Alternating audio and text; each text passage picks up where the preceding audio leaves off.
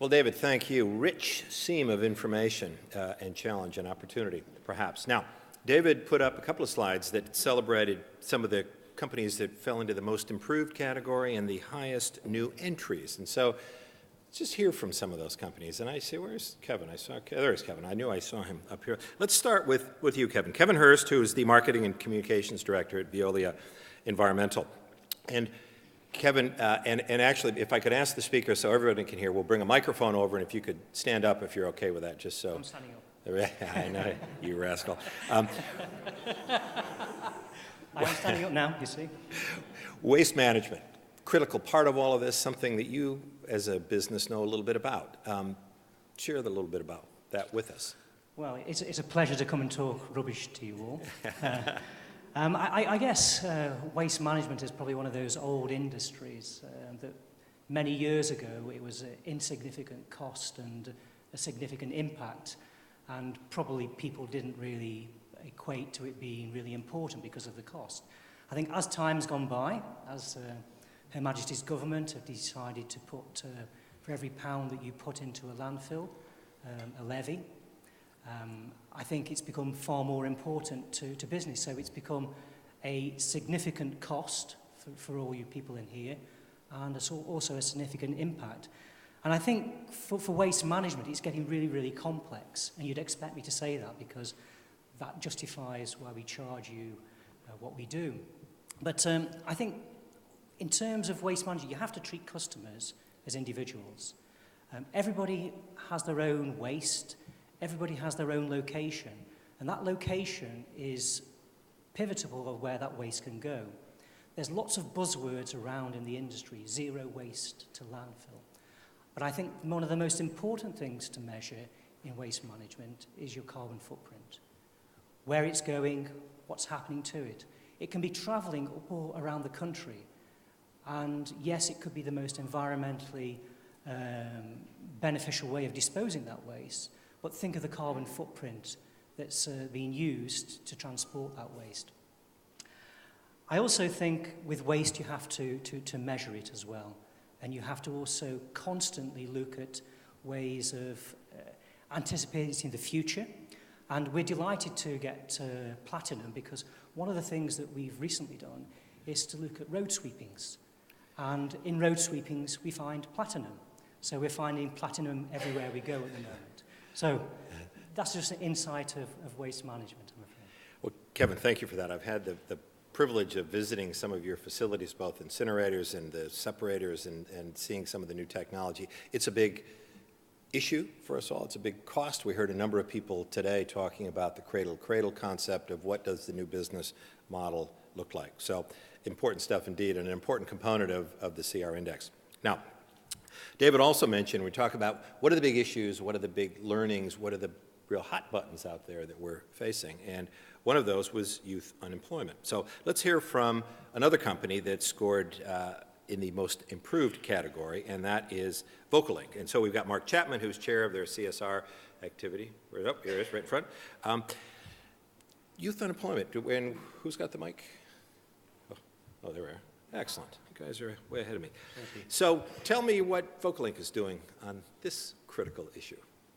Okay, I think, I guess if I put it in the context of our improvement, what we've learnt through doing the index, that's about the community risk, it's about the impact on the business. So if I talk about youth unemployment, a couple of years ago we started a school program that was about supporting and inspiring young people. So we created brand ambassadors. Benita Norris was the youngest woman to go up Everest, youngest British woman. Mike Parham, the youngest British guy to sail around the world, the youngest person in the world to sail around the world. We sent them into schools, and that was about inspiring people. You know, so that kind of, for us, was ticking a box. But actually, when you draw back to what's the issue in our community, which we've been pushed quite hard on by our assessors, actually the risk for us is we're a West Hertfordshire-based company.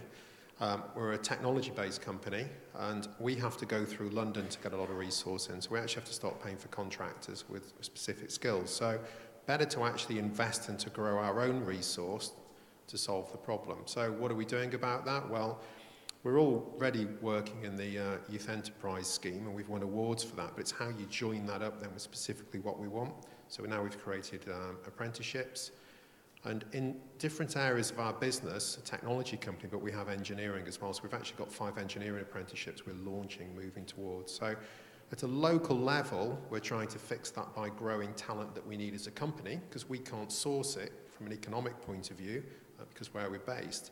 The other thing that we do is we work with local suppliers. So why would we do that? We're a relatively small company.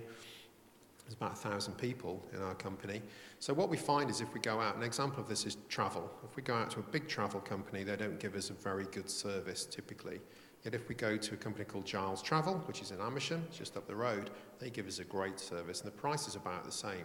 So actually, if we're investing in local suppliers as well as trying to bring, an element of role models into young people, also trying to bring people through apprenticeship and things like that, then hopefully the business benefit to us is we'll have people who join our company, as younger people, then they grow into the people that we actually need for our own peculiar technology systems, rather than going out and spending a lot of money on contractors. So I don't know if that answers the question, but that's Really? The business risk and that's the community issue. Thank you, Mark, for that. I mean, this issue of youth unemployment is a real conundrum, isn't it? Because you say, well, but we aren't hiring. Where are we going to go? And yet, many of us have had the opportunity, the privilege, the frightening privilege of being in a school where virtually all the young people in that school come from families where no one works, where the role models aren't there, where they don't quite know where to begin, they aren't challenged enough, they think that because they come from a certain community, certain professions and opportunities are closed off to them. And the opportunity we have, of course, is to share with those young people that they do have choices. Some of their choices may be more challenging to be fulfilled, depending on their background, but they all have choices, and we hope that part of the work that you're doing in the communities does just that. Now, let's hear from a company that fell into the category of highest new entry. David, when he was going through the results of this year and trying to unpick the messages that were in there, mentioned that among the more challenging, if not the most challenging part of the index and the progress is the marketplace side of it. How do you do that? How do you think about what that means in the context of your business and the direction of travel that the world is in? So let's hear from Gen 2, who are in the construction and materials business and have done quite a bit on the area of responsible products and services. And so, here right behind us. So Simon Sheaf, who is Peter Walls, who's the CEO. Sorry, Peter. Thanks, Stephen. You asked me about the programs we run. Yes. Difficult to do in a couple of minutes. Yeah. I don't want to keep everybody here all night. I think an overarching bit of that would be that CSR has become something that's in our DNA now. It's central to all the things we do in our business. We run up about 50 programs across Gen 2. That'll deal with everybody from young people you've just been talking about to diplomatically we might call more mature groups at the other end of the spectrum. And to give you a bit of a flavour for that, we set off some while ago looking at tenants who live in social housing, of which we have 30,000. And through a programme called Enterprise and Futures, 300 of those people started their own businesses. 85% of all those businesses are still going.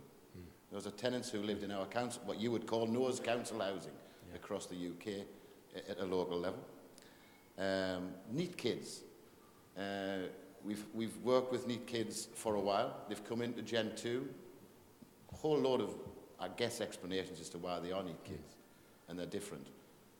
But all of those now have proper jobs, not simply experience of someone else doing a proper job. And they're with us still. And it's been a great success story. Combating social isolation at the other end of the spectrum, many people who live lonely existences, and we're all going to live longer with them. An anecdotal story about that, Caroline and Elaine here work in the bit of our business that really focuses on this. And a guy came to Sunderland, hadn't lived there but was from there, and met Caroline at an event. Didn't know why he was there, and said, "I've come to Sunderland to die." And in working with our programme, he was married quite recently, and would never have believed it to be true. So I think we affect people right across the spectrum. I think the overarching thing that has been mentioned here tonight is I'm quite passionate about making sure, whilst I maybe not get to a carbon footprint of 0, I don't think Gen 2 has a right to live beyond one planet. So I've already commissioned a report. The board are anxious to receive it. It's imminent. And we will commit to living within one planet as early as possible within Gen 2. So I think we would like to do these things, and we're concerned both about their ethical nature and their sustainable nature. Using the index, I think, is a great tool to measure how well you're doing with that. So I think that's what we do. Thank you. Music to my ears, a tool that helps you develop that. I want to kind of tease out that issue of CO2 discharge and impact. We had a wonderful story here this afternoon from a financial investor who talked about creating a cradle-to-cradle concept in a carpet business that they invested in, and convening his management team to hear his vision for where this business was going to go as a new owner. And watching the body language of the people sitting around the table, and most people very positive, really responding to it.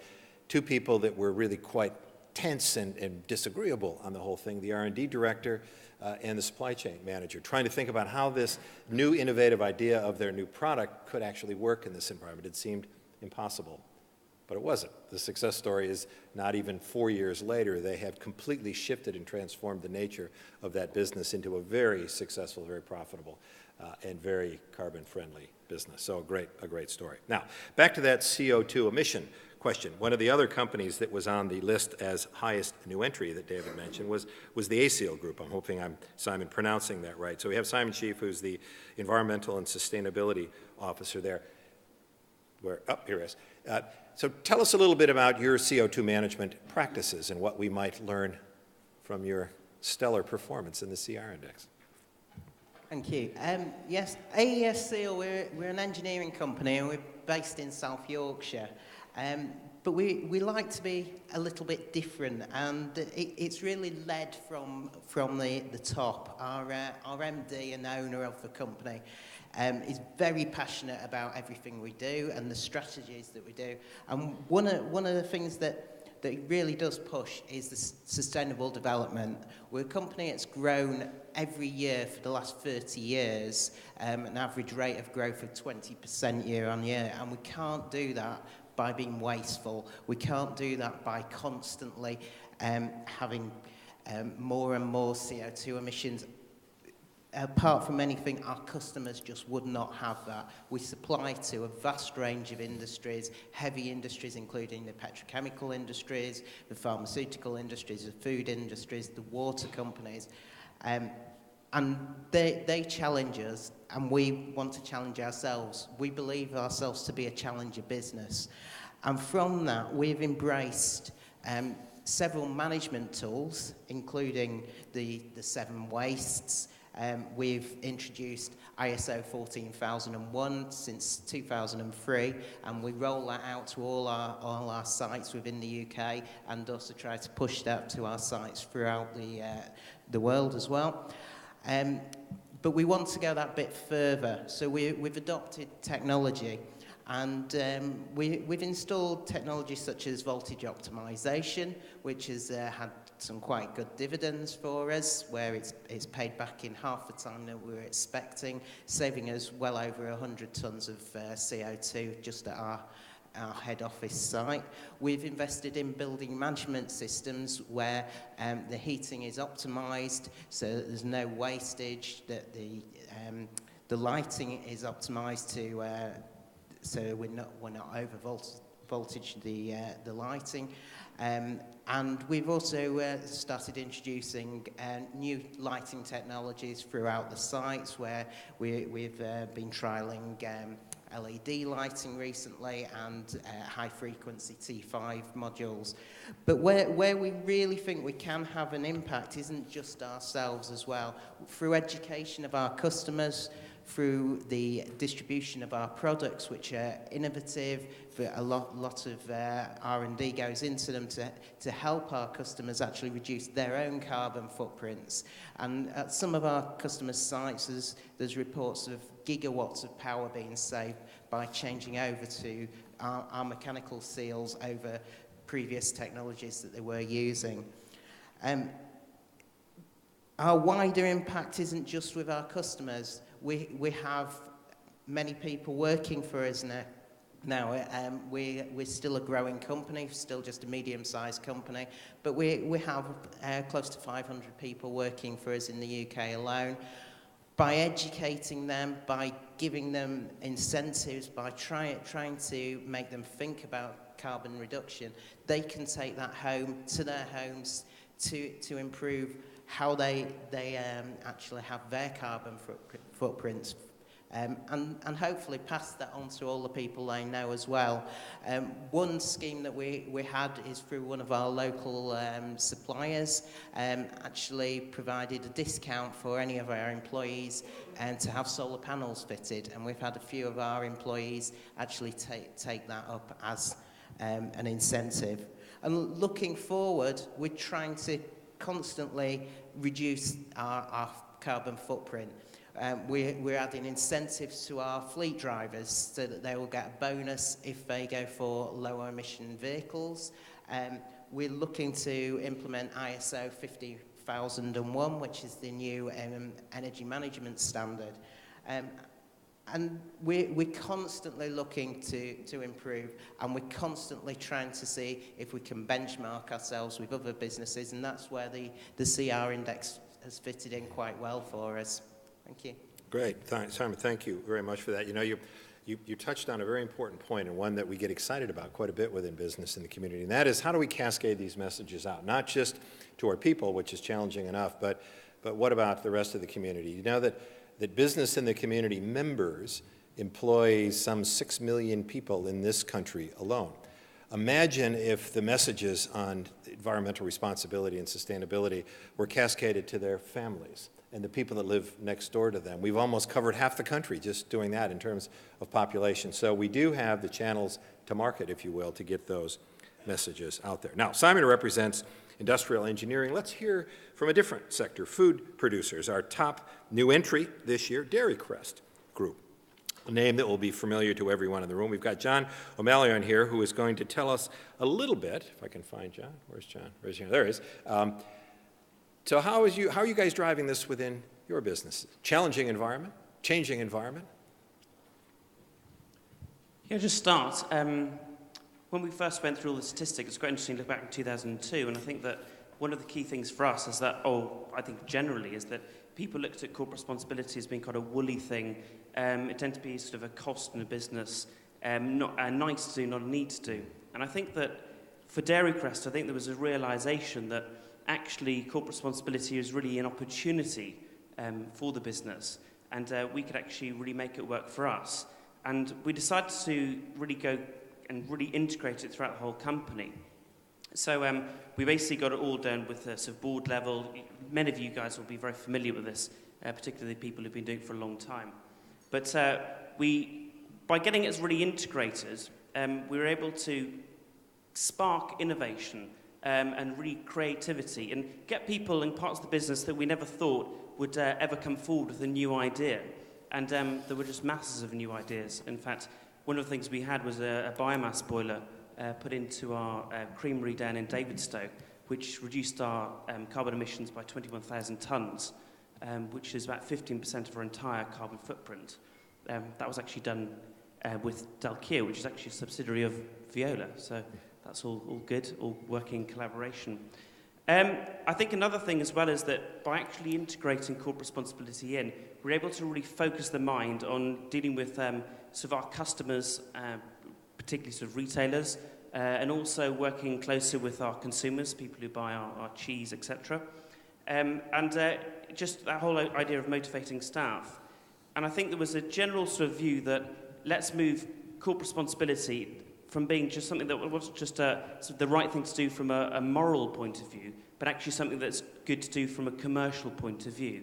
That doesn't necessarily mean that everything has to have a cost benefit back. I mean, things like health and safety are not things you're going to compromise on. And I think just overall, for us to plug the sort of BITC index, it really helped us structure our approach and really understand. And we really helped with Vibka and Victoria to really try and understand what is the things that Dairy Crest should be doing, and we just found it very, very useful.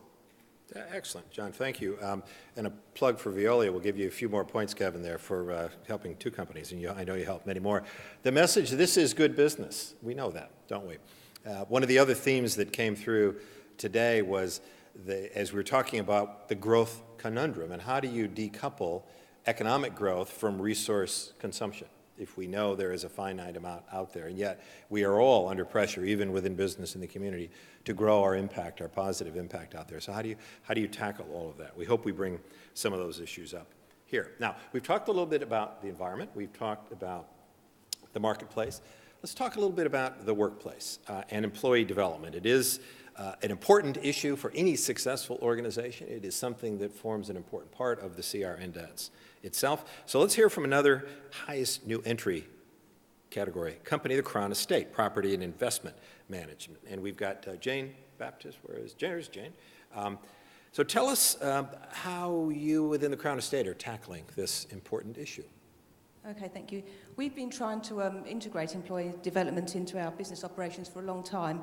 And at the corporate level, we have, of course, some objectives around employee development and supported by various policies like professional qualifications and learning and development. But just below that, at the business level, our business actually is split into 4 main groups: urban, marine, Windsor and rural, plus all the support functions. They're diverse and they're quite complex, very different, so they all have their own business plans.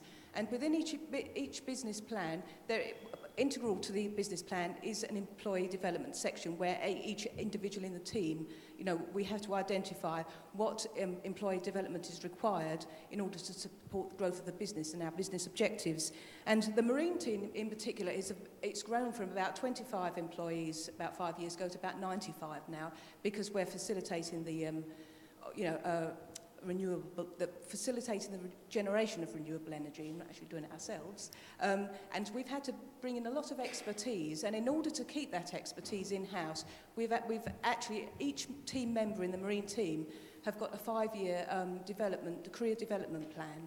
So the idea is that keeps them within our business, but also helps them to develop their career. Then bring it down one notch more, down to an individual level, we all have our personal scorecards, and within each of those, it's up to the individual as well to identify other areas of employee development with their line manager, things that would be useful for them, even if it's just subscribing to a particular journal to keep them on top of what's going in their particular business area. But then apart from that, across the board, we encourage employee development through volunteering and lunch and learns, which are very popular. And these are mostly run within the business. People are encouraged to come with the attraction of the lunch, but people within the business provide an hour or so of information or presentation on what they're doing. I went to one last week on marine biomass where our marine team were actually looking into the cultivation of seaweed to produce ethanol to help with transport fuel. And I'm organising one for later in the year on biodiversity to share best practice on biodiversity from our rural team and our marine team amongst all the business. Those lunch and learns are very popular.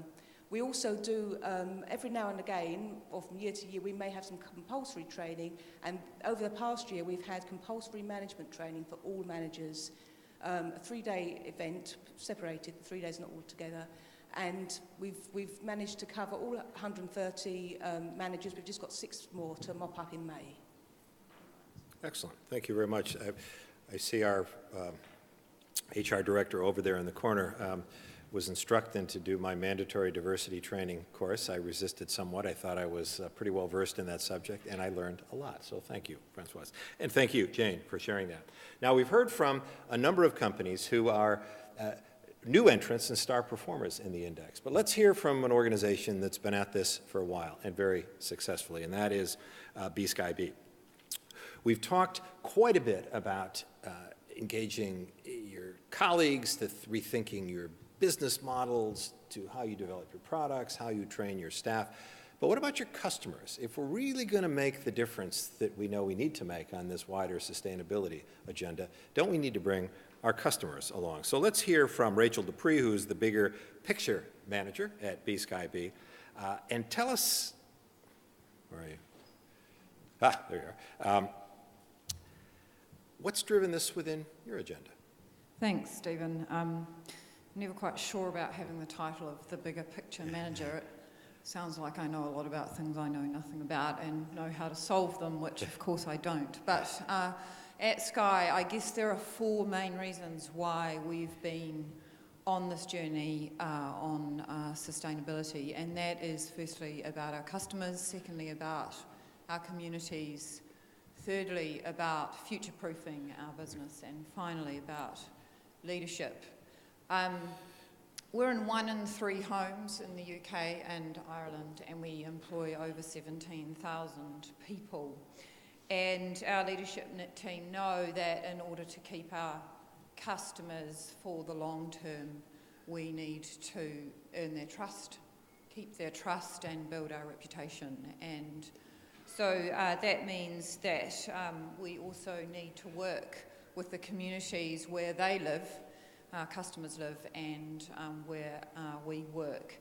And we use what we're good at, and that is our reach into customer homes, delivering great content to engage and inspire them on issues that we know are important to them and are important to us. And so we focus on environment, sports and art, and through our reach we've been able to garner our customers to donate £1.9 million, which we're going to match through Sky Rainforest Rescue, to inspire over 450,000 people to get on their bikes and cycle regularly, and to bring art into communities in a way that, I guess, through those conversations around reduced arts funding in the UK and Ireland, we're contributing as a business to bringing art to people in that way. I think the CRI has been a really important tool in helping us to improve and also to understand the things that we do well. It helps us identify what we do well and then replicate those things in the areas where we perhaps need to have improved. And we certainly look forward to whatever iterations of the CRI come in the future, because hopefully you all know that we're about leaving in better, and so we're striving to do more and to perform more highly year on year. Rachel, thank you for that. Many critical themes that have run through, I think, what we've heard from all of our contributors tonight. Stick with your own strengths as well. Think about the things you do best and use that as the vehicle to put these plans and practices into action. The prize we know only too well is bringing our customers along, not just our employees. We think it makes you a better business and a more profitable business as well, but also the impact that it has is dramatically increased.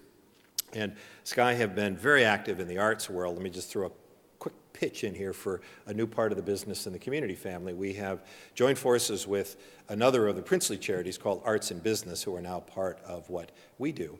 And it is really with the help of Sky and Jaguar Land Rover and so many of the companies represented in this room, trying to use the arts as a way to engage and change and transform communities. How do we use that as a tool that can be part of regeneration? How can we use arts and culture as a way for you to create the creative, sparky, healthy workforces that you need to succeed? And how can we help you as organizations think about what responsible sponsorship and investment looks like out there in those communities? And again, how we do all of that at a time when government funding is falling away. We are in the age of austerity. We know that only too well.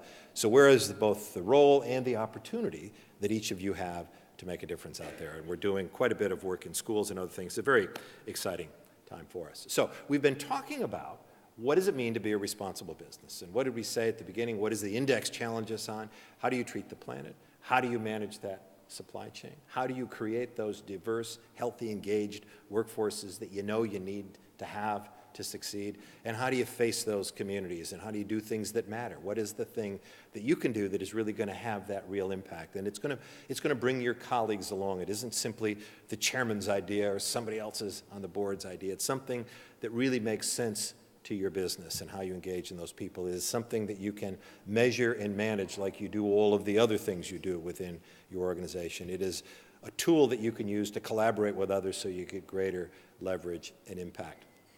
And it is something that people in your organization really believe in and buy. We're proud to work for this place because these are the kinds of things we do, both inside and outside our organization. Powerful stuff, indeed. Now, we're going to hear from one more company, and then we're going to adjourn to cocktails next door. And that is another one of our most improved companies, and this is the Clancy Group. We've got Ian Housley here, who's Group Governance and Compliance Manager. And part of what you guys were so successful with, Ian, was fuel efficiency. So what does that have to do with your business, and how have you used that as a tool? Thank you, Stephen. I thought you'd almost forgot then. I'd folded my notes up and put them back in my pocket. Thank you. I never forget. Two more. Sure, No, there's no more. I'm sure you don't. What have we done in terms of carbon? We've been on a journey. We started back in 2008, and like many people, probably calculated a number. And then when you kind of revisit that number, probably a few months later, you think, how the hell did I get this number? Where did it come from? What did I include? What didn't I include? What conversion factors did I use that perhaps I shouldn't have done?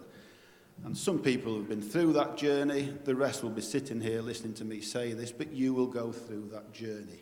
It's not as easy as you think.